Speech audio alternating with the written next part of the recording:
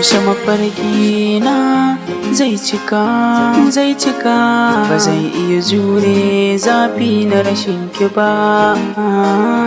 Yaushe mafarki na zai cika ba zan iya jure zafi na rashin ki ba.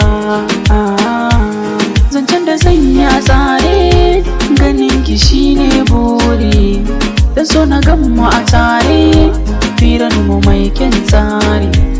Zan bayyanar da shirina gare ki babu na shari, so zahiri zan nuna in tona dukkan sirri. Kuma a ce ban damu ba inda ba za a raba mu ba, abinda san bai kyautu ba gida a ce ba mu dace ba. Ba mu da daɗin so ba inni da ke ba mu soyu ba, to san ba zai yi na rayu ba numfashin mu in bai mutu ba.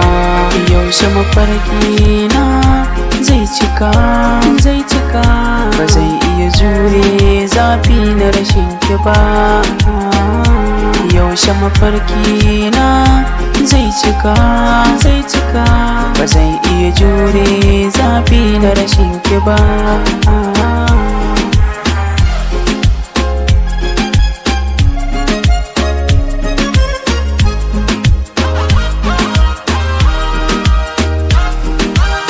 Tattali nai saboda sanki, na kasa in natsu duk saboda sanki.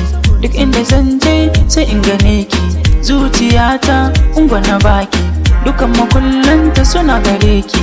Gizo yake gare ni ko ba mafarki, mai hakuri wata ran ya dace, a hakan ne kin ga zan amince. Ki sani so na ki bai kwatantuwa a cikin zuciyata. Matsayinki bai da misali, zan kula ki a kowane hali. Sarauniya ta mai kyau da kwalli, ta iya salo na daura dan kwali. Mata gare ta kukuya, farar kala fara ta zuciya, ta ku a sannu sai sarauniya.